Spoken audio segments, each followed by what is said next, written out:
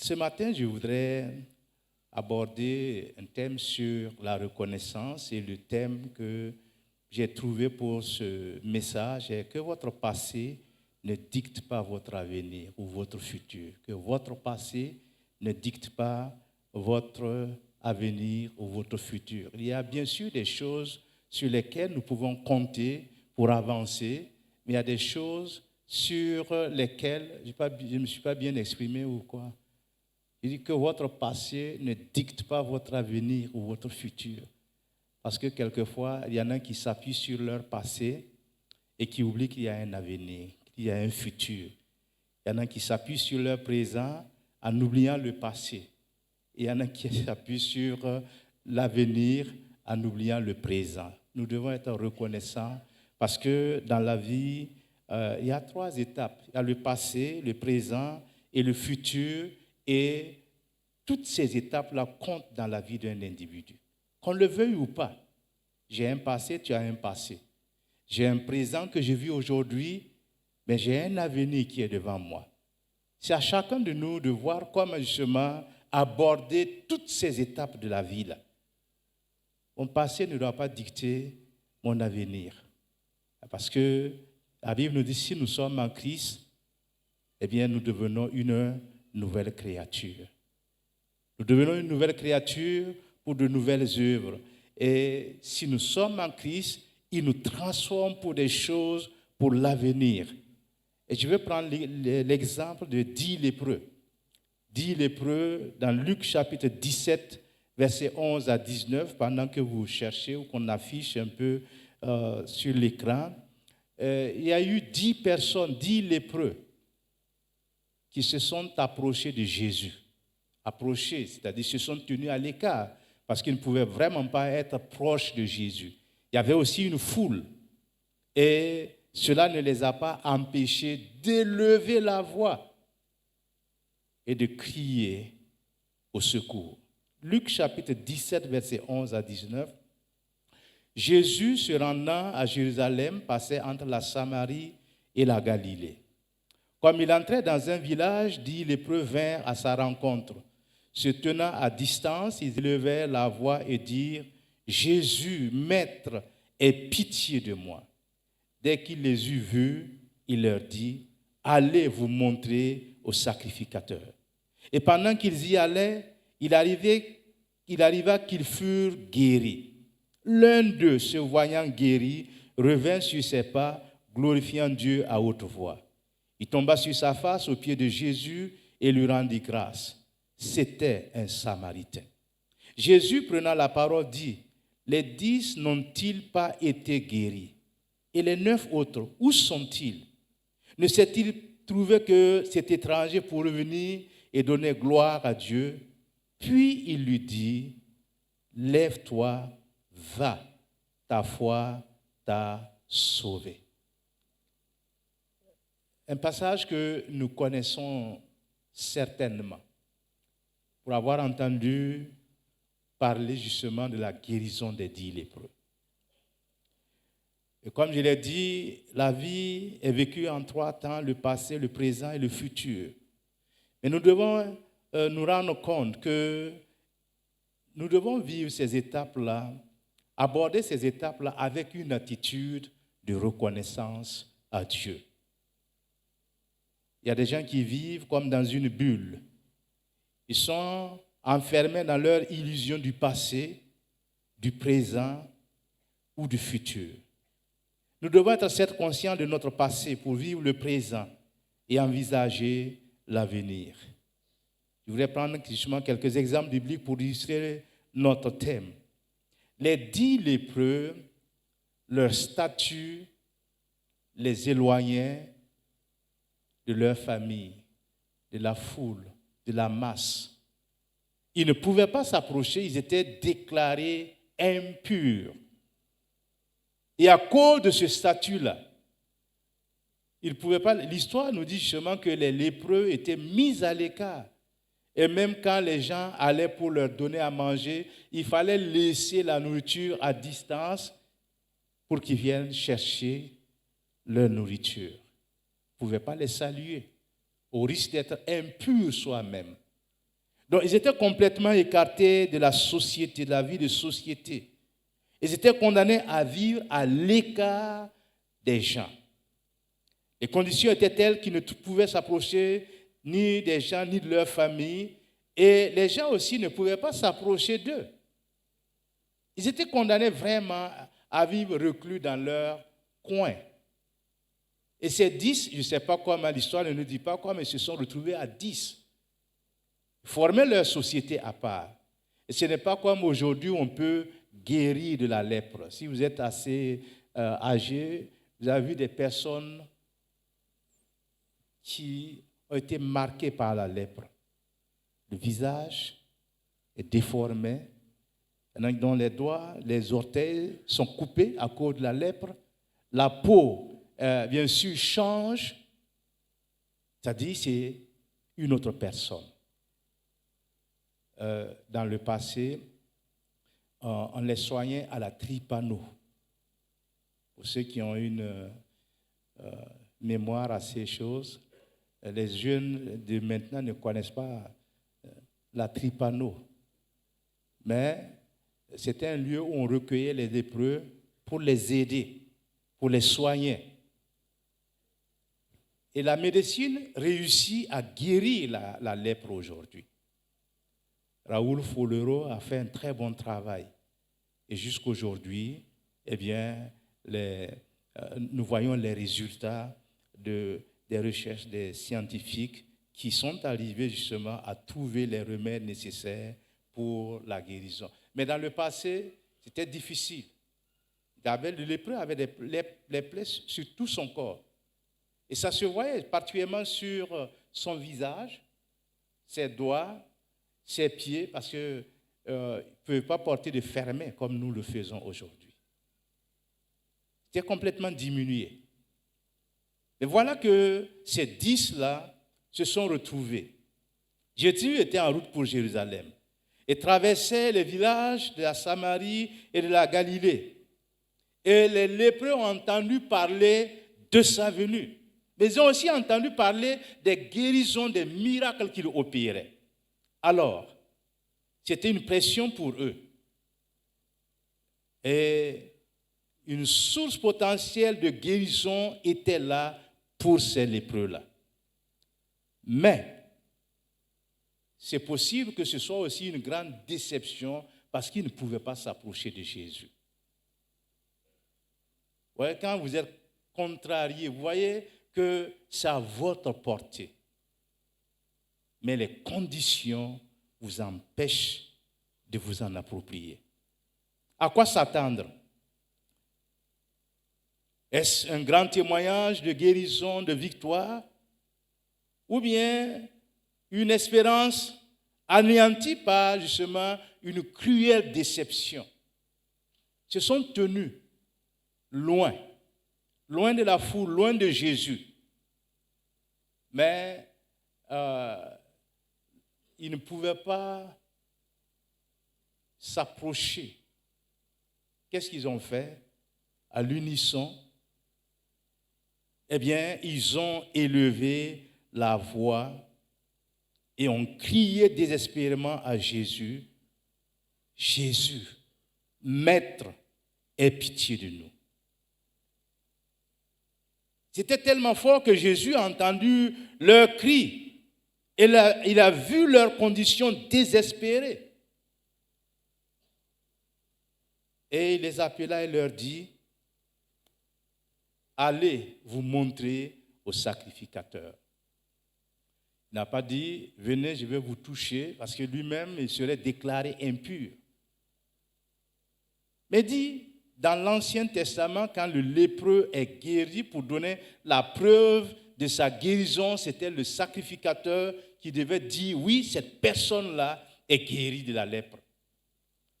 Jésus leur dit, allez donc vous montrer au sacrificateur comme la loi dans l'Ancien Testament le demandait. Ils n'ont pas posé d'autres questions, ils ont simplement cru et ils ont obéi. Et pendant qu'ils entraient dans le village, il est dit que les 10 ont été guéris. 10. Ils ont cru. Et pouvez-vous imaginer ce que cela pouvait représenter comme joie pour ces gens-là? Eux qui étaient condamnés, leur passé leur disait de ne pas s'approcher de la société, ne pouvaient pas être membres de la société, ne pouvaient pas s'associer au reste de la famille. Et voilà que subitement, soudainement, eh bien, ils sentent une puissance en eux qui guérit les corps, les plaies ont commencé à disparaître, ils ont vu que leur condition a changé. La peau se renouvelait. De nouveaux tissus ont commencé à couvrir les plaies horribles. Ils regardaient avec étonnement comment leur corps était en train d'être guéri par la puissance de Jésus-Christ. Eh bien, tous les 10 ont vu ce changement au même moment. Leur vie était en train d'être sauvée, leur famille, leur futur était en train d'être restauré. La sentence de mort de cette maladie horrible qu'est la lèpre était en train d'être révoquée. Tout dans leur vie avait maintenant été changé à raison du miracle que Jésus venait de leur accorder. Mais au verset 15, il est dit qu'il y a un seul. Lorsqu'il a vu qu'il était guéri, il est revenu sur ses pas, glorifiant Dieu à haute voix. Il tomba sur sa face aux pieds de Jésus et lui rendit grâce. Un seul. Une seule personne sur les 10. Les 10 avaient tous reçu le même miracle. Des miracles extraordinaires. Mais lui seul, au lieu de continuer, parce que je sais que les 9 autres continuaient pour faire la fête. Il y a des gens qui sont comme ça. Ils aiment faire la fête. Hier après-midi, j'étais allé dans une famille pour présenter les condoléances. Et on racontait l'histoire, un pasteur, j'étais avec des pasteurs aussi, qui racontait l'histoire d'un homme. Un homme qui était régulier à l'église. Toutes les réunions de prière, les études bibliques, il était là, les dimanches, n'en parlons pas. Et subitement, il ne venait plus. Et le pasteur a demandé, où se trouve un tel? Et il y a un qui était là qui dit, non, vous savez, il a fini de construire sa maison, donc il ne trouve plus une raison de venir à l'église. Est-ce que ça, c'est normal?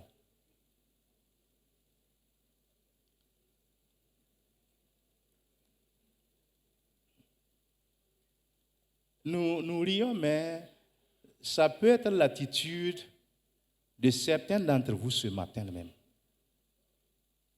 On court à Dieu, on supplie Dieu, on lui demande de venir à l'aide.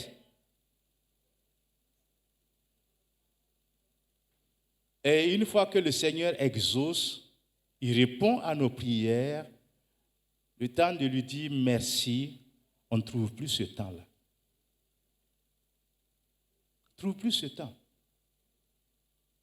Et je vais raconter l'histoire ici. J'ai un ami de longue date, un ami d'enfance.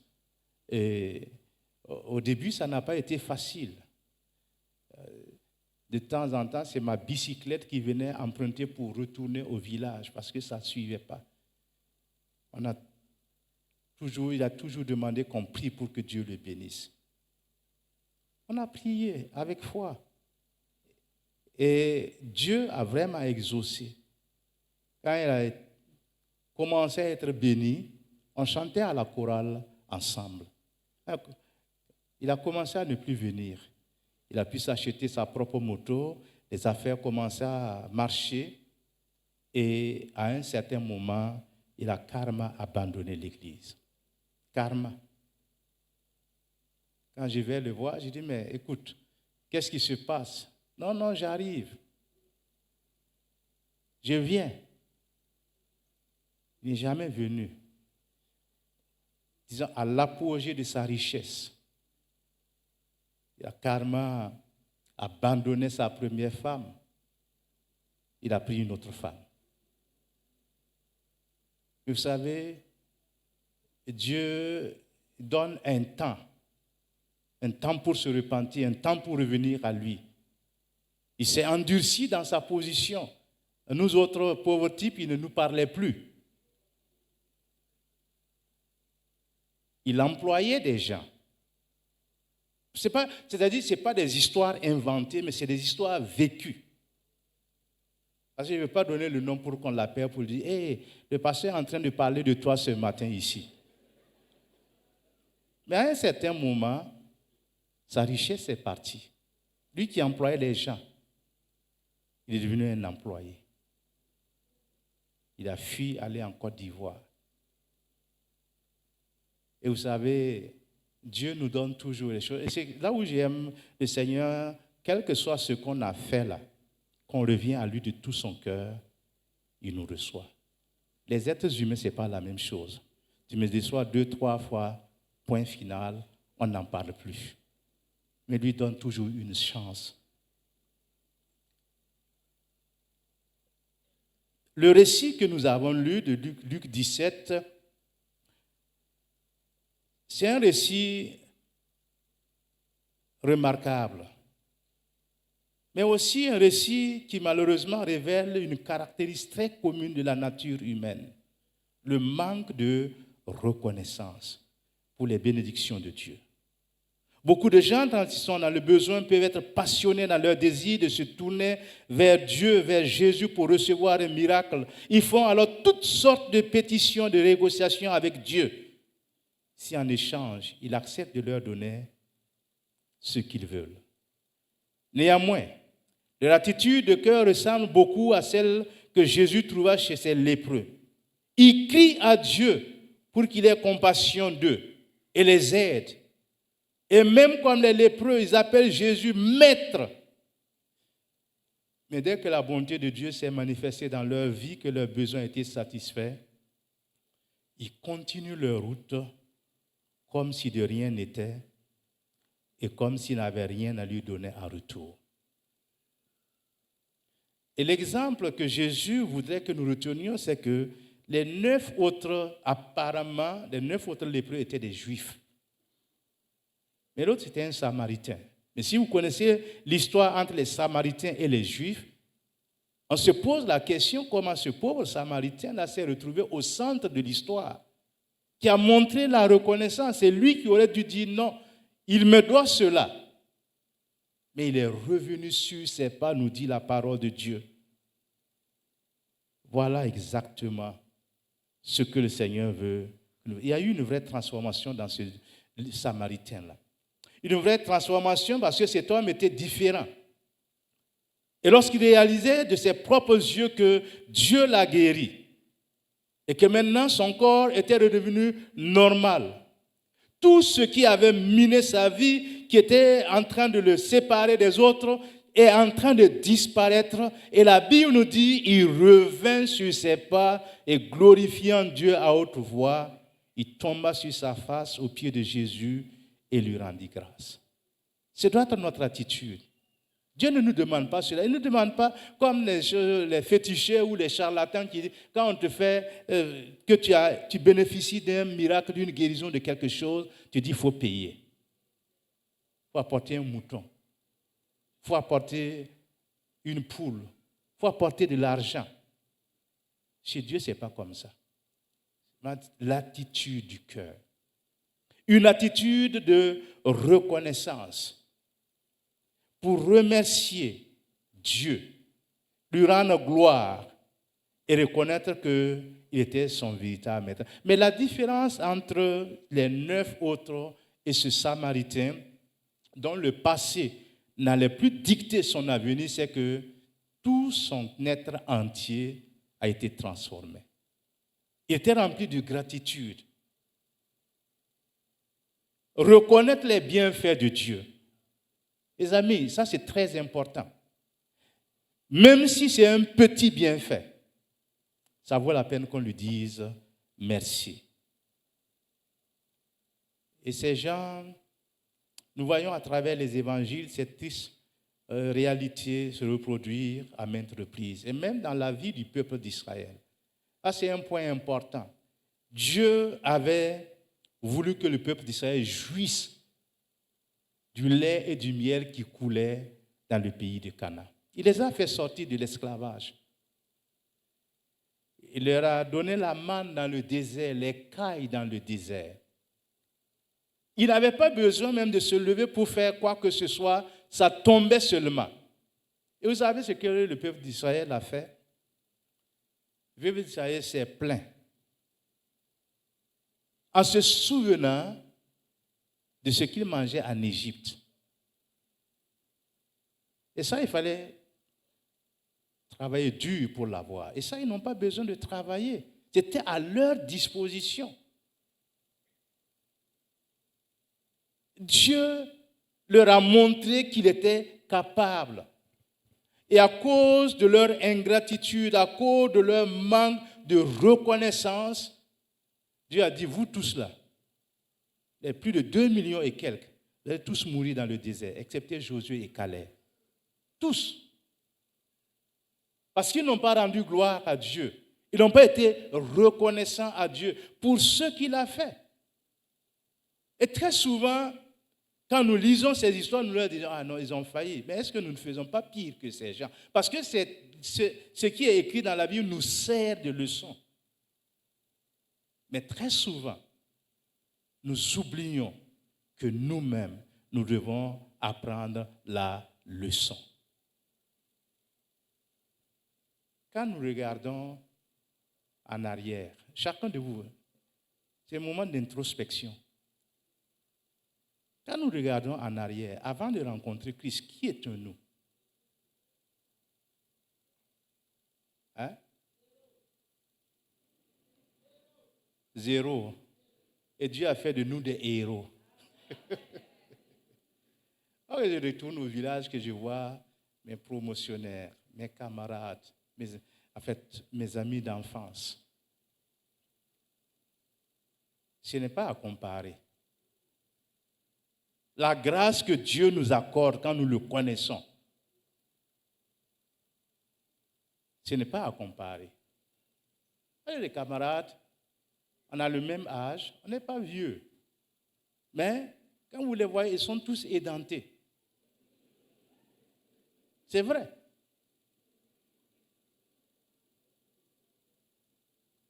Et pourtant,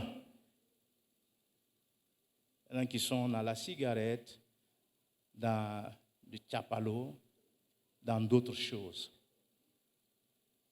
Et si je vois ça, est-ce que ça ne vaut pas une grande action de grâce? Je ne suis plus esclave de ces choses. Et vous aussi, c'est la même chose. Hein? La puissance de Dieu était à l'œuvre. Et il y a encore des choses. Et même quand Jésus a guéri les gens de leur maladie, il les a ressourcés, il a fait toutes ces choses, tous ces miracles. Il y en a qui ne sont pas reconnaissants. Ils trouvent qu'il n'en fait pas assez. Mes amis, quelque chose que nous devons reconnaître, c'est que Dieu sait toujours ce qu'il fait. Il a guéri les 10. Tous ensemble étaient en train d'aller vers le sacrificateur. Ils se sont rendus compte à un certain moment qu'ils sont guéris. Les 9 ont continué leur chemin. La Bible ne nous dit pas ce qu'ils ont fait là-bas, mais la Bible relate l'attitude de ce seul Samaritain qui est revenu sur ses pas, retrouver Jésus pour dire, Maître, Seigneur, me voici, je suis une nouvelle personne. Ma destinée a changé à cause de toi. Je te suis reconnaissant. Il faisait partie maintenant de la foule. Est-ce que ce gars-là va abandonner le Seigneur? Il a montré son attachement à Jésus. Et même quand Jésus a nourri les gens avec le pain du petit garçon, les 2 poissons, les 2 poissons et les 5 pains, la Bible nous dit qu'il suivait Jésus maintenant parce qu'il gagnait à manger. Pas de reconnaissance. C'est vrai, Jésus même a critiqué sévèrement ces villes où il a accompli des miracles et qui n'ont pas de choses. Mais je voudrais dire quelque chose, il faut que nous vivions dans une attitude de reconnaissance continuelle pour ce que Jésus a fait dans nos vies. Ne cherchons pas seulement sa face et son œuvre dans les temps où nous sommes dans le besoin pour continuer notre chemin sans prendre le temps de revenir pour l'aimer, l'adorer et lui donner en retour le meilleur de nous-mêmes. Lorsque nous venons à Jésus comme ce lépreux pour le remercier et l'adorer, alors nous découvrons les vrais trésors du royaume des cieux. Une reconnaissance vécue au quotidien, fait vraiment de Jésus le maître de nos vies. La reconnaissance ouvre des portes. Ce concept de reconnaissance est profondément ancré dans les Écritures. C'est une force spirituelle puissante que nous oublions souvent. Parce que si nous sommes reconnaissants pour ce qu'on a fait pour nous, eh bien, on continuera de faire pour nous. N'est-ce pas? Mais si vous n'êtes pas reconnaissant, quand nous éduquons nos enfants, quand nous les élevons, quand on lui remet un cadeau, qu'est-ce qu'on lui demande? Qu'est-ce qu'on dit? On dit merci. Et l'enfant, très tôt, apprend. L'enfant, très tôt, met cela dans son concept. Et comme je l'ai dit, il y a beaucoup de choses que nous devons à Dieu. Dans les psaumes, il y a beaucoup d'exemples de reconnaissance, beaucoup d'exemples d'actions de grâce. Le psaume 103, versets 1 et 2, « Mon âme bénit l'Éternel, que tout ce qui est en moi bénisse son saint nom. Mon âme bénit l'Éternel et n'oublie aucun de ses bienfaits. » Le psaume 100, verset 4 nous dit « Entrez par ses portes avec reconnaissance. Entrez dans les cours de son temple avec des louanges. » Et honnêtement, combien d'entre vous, en franchissant les seuils de cette église, ont dit « Merci au Seigneur pour cette occasion que tu me donnes de venir adorer dans ta maison. » On pense que les choses sont normales. On se lève. Et c'est Dieu qui nous donne la vie, qui renouvelle le souffle de vie en nous. Et combien de fois nous disons « Ah, merci Seigneur d'avoir renouvelé le souffle de vie. » Combien de fois? On pense que ça fait partie de l'ordre normal des choses. Mais chaque jour, retenez bien, chaque jour que Dieu nous donne de vivre sur cette terre est un miracle qu'il accomplit dans notre vie. Chaque jour. Actuellement, en cette période de canicule, de maladie, où les gens meurent, où les morts n'ont plus de place, où ceux qui creusent les tombes pour aider sont fatigués. Est-ce que ça ne vaut pas une action de grâce? Que je sois là ce matin. Que je puisse dire, Seigneur, que ton nom soit loué. Que je puisse dire, Seigneur, merci pour la vie. Beaucoup prient car ils ont peur, ils se font du souci. D'autres prient car ils sont insatisfaits. Et si nous sommes vraiment honnêtes et réalistes, notre vie de prière doit se résumer en une vie d'action de grâce et de gratitude à l'égard de Dieu. Lorsque Dieu éprouva le peuple d'Israël dans le désert, eh bien, le problème pour eux, c'était Dieu. Dieu était devenu leur problème. Mais la présence visible de Dieu n'a pas changé grand-chose dans leur vie. Ils accusaient de leur vouloir du mal. À raison de l'attitude de leur cœur, la plupart d'entre eux sont morts dans le désert. Leurs plaintes, leurs insatisfactions ont interrompu ce que Dieu a voulu faire dans leur vie et dans leur avenir. Ils n'arrivaient jamais à destination dans cet endroit si merveilleux, à raison du manque de gratitude, de reconnaissance et même de louange. Les questions que nous devons nous poser sont: combien y a-t-il de reconnaissance dans ma vie, de prière à Dieu pour tout ce qu'il a déjà accompli dans ma vie et ce qu'il m'a donné? Ou combien de temps est-ce que je passe à supplier Dieu de changer les choses, les situations que je n'aime pas dans ma vie? Le pourcentage que nous donnons justement en réponse à ces questions déterminera grandement la part de paix, de joie, de bénédiction, d'accomplissement et de victoire dans notre vie. Si nous regardons en arrière, nous avons tant de raisons d'être reconnaissants. Un cœur reconnaissant élève ses actions de grâce, sa louange à celui qui a pourvu à tous ses besoins, à celui qui nous a soutenus, préservés, aidés et consolés. Pourquoi ne pas prendre quelques instants pour faire une pause en ce moment même et méditer sur la bonté de Dieu qui nous a été manifestée, tous ceux dont nous avons reçu de sa part, pourquoi justement ne pas le faire? Si nous n'avions pas l'occasion de le faire chez nous, au moins ici, c'est le lieu indiqué pour apporter notre reconnaissance à Dieu. Même la santé. Quand nous sommes en bonne santé, on pense que c'est parce que Dieu nous aime. Et quand on tombe malade, on se rend compte que la santé, c'est un grand trésor. Quand nous avons des situations, je dirais, qui nous contraignent, eh bien, on se rend compte que tout le temps que nous avons passé aurait été un temps de reconnaissance à Dieu. Alors, je voudrais vous inviter à vous tenir tous debout ce matin pour qu'ensemble nous puissions apporter à Dieu notre reconnaissance.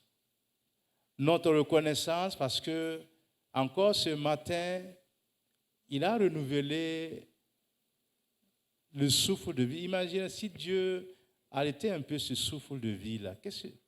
Ce n'est pas les morts qui louent Dieu. Le psalmiste a dit cela. Ce ne sont pas les morts qui te louent, mais ce sont les vivants. Mes frères et mes sœurs, eh bien, que le Seigneur nous aide, que le Seigneur nous assiste. Et je voudrais que vous puissiez remercier Dieu pour une ou deux choses qui vous tiennent à cœur. Il dit souvent, il y a quelques temps, à quelqu'un, une dame qui se plaignait de son mari, qu'il est ceci, qu'il est cela. Il lui dit, tu sais, remercie Dieu. Même s'il est mauvais là, remercie Dieu. Parce que le jour où il ne sera plus à tes côtés, tu vas dire qu'il te manque. Malgré le fait que tu penses qu'il t'embête. C'est la même chose pour les hommes. Vous pensez que la femme qui est à côté de vous, elle est ceci, elle est cela, le jour où elle ne sera pas là, que vous le vouliez ou pas, vous allez éprouver le manque. Donc pendant que nous en avons le temps, l'occasion, disons simplement merci au Seigneur pour qui nous sommes et aussi pour ce qu'il fait pour nous et ce qu'il est pour nous. Je suis ce que je suis par la grâce de Dieu. Et notre passé ne doit pas dicter notre avenir. Ces lépreux-là, leur passé-là ne peut pas dicter leur avenir parce qu'ils ont été changés. Ils ont été guéris. Ils étaient des hors-la-loi. Mais maintenant, ils peuvent revenir dans la société. Dieu a fait quelque chose pour toi spécialement. Je ne sais pas quoi. Élève simplement la voix et dis-lui merci en ce moment. Élevons la voix et remercions le Seigneur.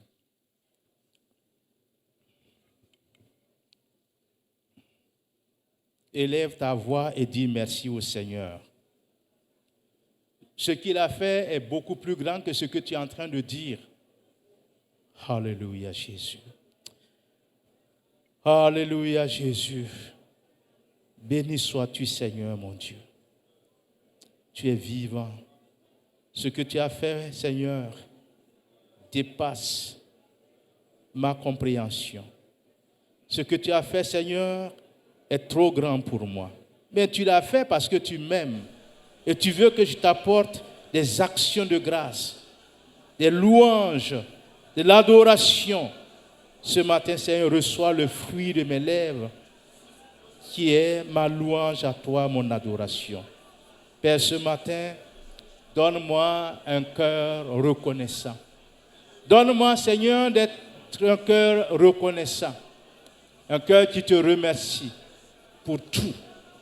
Seigneur, ce que tu as fait pour moi, c'est bien sûr une grande chose.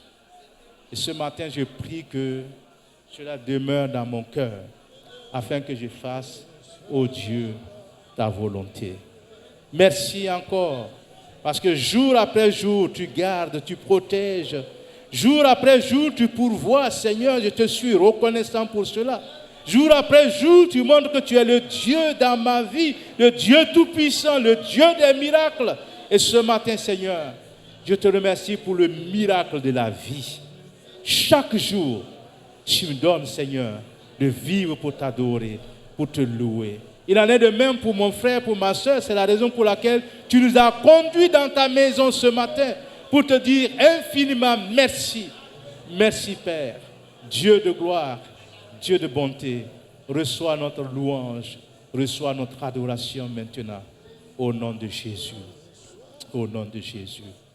Alléluia. Reçois, Seigneur, reçois ma louange. Reçois, Seigneur,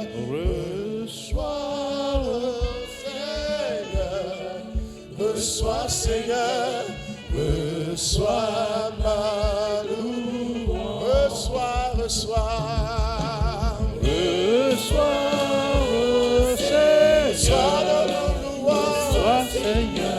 Reçois ma louange. Reçois, Seigneur.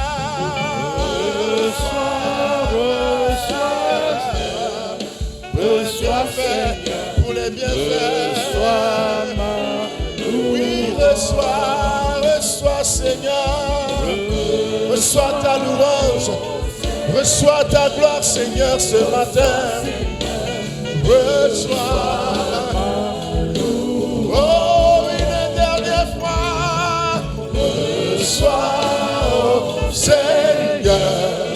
Reçois, Seigneur, reçois ma louange. Alléluia. Seigneur, reçois notre louange, reçois notre adoration maintenant. Dispose nos cœurs à t'être reconnaissant, même pour les choses les plus petites. Seigneur, que ce soit une attitude, un style de vie dans notre communion avec toi. Père, merci, merci et merci encore pour les bénédictions que tu déverses sur ton peuple. Je vais te les recommander maintenant, Seigneur, demandant que tu sois avec chacun d'eux, que tu bénisses la semaine, tu as déjà béni, que tu renouvelles, que tu permettes, Seigneur, que nous soyons reconnaissants pour tout ce que tu as fait, que nous soyons comme ce Samaritain qui n'avait certes pas sa place là où se trouvait le Seigneur, mais qui a trouvé une place auprès de Jésus de par son attitude de reconnaissance et de gratitude. Ce matin, Seigneur, merci pour cette parole. Merci, Seigneur, parce que tu nous as encore parlé et merci parce que tu nous apprends de grandes choses. Maintenant, Seigneur, je te recommande ton peuple soit avec lui alors qu'il quitte cette salle, Seigneur, que ta présence les accompagne dans leur maison, dans leur lieu de travail, partout, Seigneur, sois avec ton peuple. Donne-leur de faire la différence. Que, Seigneur, ils ne soient pas comme les 9 autres lépreux guéris, mais qu'ils soient comme ce Samaritain, avec une attitude et une reconnaissance. Béni sois-tu, Seigneur, notre Dieu, pour tout ce que tu fais au milieu de nous, à travers chacun de nous, dans le précieux nom de Jésus-Christ. Amen. Allez dans la paix du Seigneur, que Dieu vous bénisse.